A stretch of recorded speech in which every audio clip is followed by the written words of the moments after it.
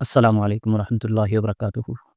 امید ہے تمام سامعین کرام ٹھیک ہوں گے، خیر و عافیت سے ہوں گے۔ یقیناً کچھ راتوں کے بعد ایک نیا سویرا، بہت ساری گہری تاریکیوں کے بعد ایک نیا سویرا ہمیں نصیب ہوا۔ الحمدللہ بھارت و پاک کے درمیان جو یہ ایک جنگ کا سا سماں تھا، یہ ایک حالات کی کشیدگی تھی، یہ ختم ہوئی، سیز فائر ہوا۔ مگر اس سب میں ہمیں کیا سبق لینا چاہیے تھا اور ہم نے کیا سبق لیا؟ اصل مسئلہ یہ ہے، آپ دیکھیے کہ ہمیں یہ محسوس ہو ہی گیا ہوگا، پتہ چل ہی گیا ہے کہ ہماری کتنی قدر ہے، ہماری یعنی ایک انسانی جان کی اہمیت کیا ہے، اور ہماری زندگیاں کتنی پر امید ہیں۔ ہم اپنی زندگیوں کے ساتھ، اپنی جانوں کے ساتھ کتنی امیدیں لگا سکتے ہیں، یہ ہمیں محسوس ہو گیا ہوگا، ہونا بھی چاہیے۔ تو بہرحال جو بھی ہوا، یہ ایک نیا تجربہ تھا، یہ ایک نیا سبق تھا ہمارے لیے جس کو ہم نے حاصل کیا۔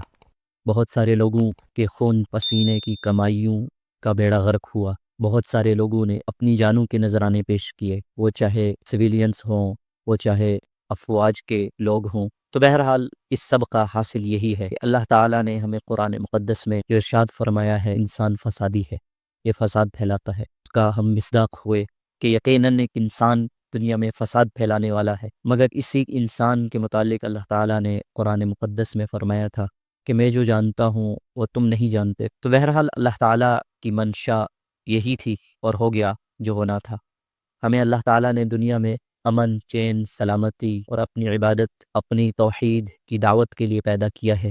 بالخصوص اللہ تعالیٰ قرآن مقدس میں فرماتے ہیں وَمَا خَلَقْتُ الْجِنَّ وَالْإِنسَ إِلَّا لِيَعْبُدُونِ، کہ میں نے انسان اور جنات کو محض اپنی عبادت کے لیے پیدا کیا ہے۔ اور مفسرین فرماتے ہیں لیعبدون سے مراد لیعرفون ہے، کہ اپنی معرفت کے لیے پیدا کیا ہے، کہ ہم اللہ تعالیٰ کو پہچانیں، خود سے اس کا تعارف کریں، اس کی معرفت حاصل کریں، اور دوسرے لوگوں کو جو اللہ تعالیٰ کو نہیں پہچانتے ان کے پاس جا کر اللہ تعالیٰ کا تعارف کروائیں۔ اس لیے ہمیں اللہ تعالیٰ نے پیدا کیا تھا، مگر ہم اس مقصد کو بھول بیٹھے اور ہم فتنہ فساد پھیلانے لگے۔ مگر آپ ایک اور چیز سمجھ سکے ہوں گے، اگر نہیں سمجھ سکے تو میں آپ کو ذہن نشی کروا دوں کہ آپ نے اب یہ عالمی سیاست، جیو پالیٹکس کو سمجھنا ہے کہ جو ہم سوچتے ہیں، جو ہم سمجھتے ہیں، ایسا نہیں ہوتا۔ ہمارے حکمران ہمارے لیے نہ خیر ہیں اور نہ ہی ان کے پاس ہمارے لیے کوئی بھلائی ہے، ہمدردی ہے۔ وہ جس طرح چاہتے ہیں کرتے ہیں، اور بھگتتا کون ہے؟ ایک عام انسان۔ نقصان کس کا ہوتا ہے؟ انسانیت کا۔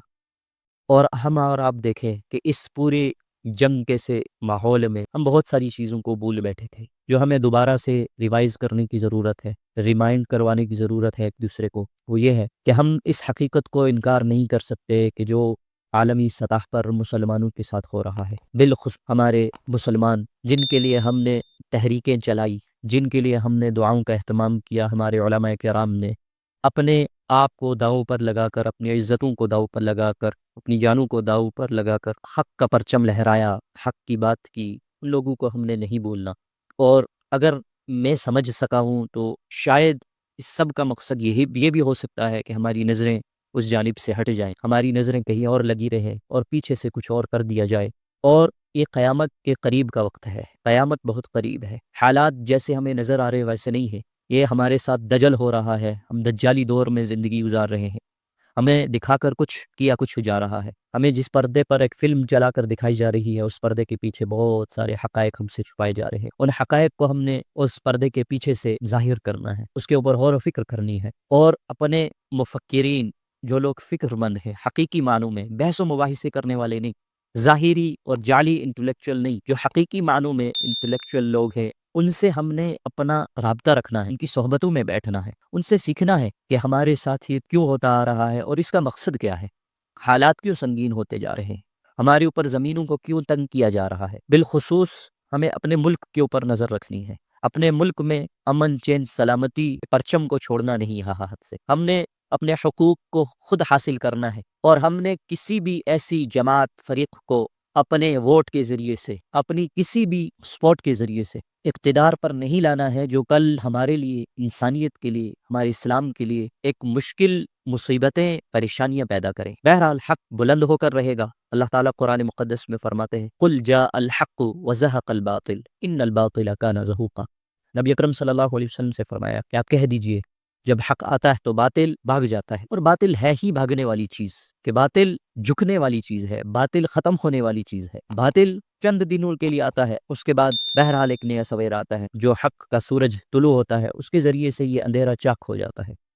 الحمدللہ اللہ تعالیٰ نے ان حالات میں سلامت رکھا۔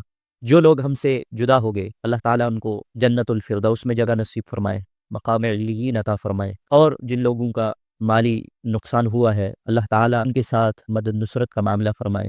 ہم سب نے ان کے ساتھ پریشان حالی کا معاملہ کرنا ہے، ان کی مدد کرنی ہے، ان کی حوصلہ افزائی کرنی ہے، اور سب سے جو اہم بات ہے وہ یہ ہے کہ ہمیں اپنے عقائد کو درست کرنا ہے، ہمیں دین کو سیکھنا ہے، دین کو سمجھ کر اس کے اوپر عمل کرنا ہے، اور جو اللہ کے نبی صلی اللہ علیہ وسلم نے قرب قیامت کی نشانیاں، علامات، پیشگوئیاں فرمائی تھی، ان کے اوپر ہم نے بڑی باریکی کے ساتھ نظر رکھنی ہے، ان کو سمجھنے کی کوشش کرنی ہے۔ اللہ تعالی ہمیں کہنے سننے سے زیادہ عمل کی توفیق عطا فرمائے۔ وآخر دعوانا الحمد للہ رب العالمین، وما توفیقی الا باللہ، وما علینا الا البلاغ۔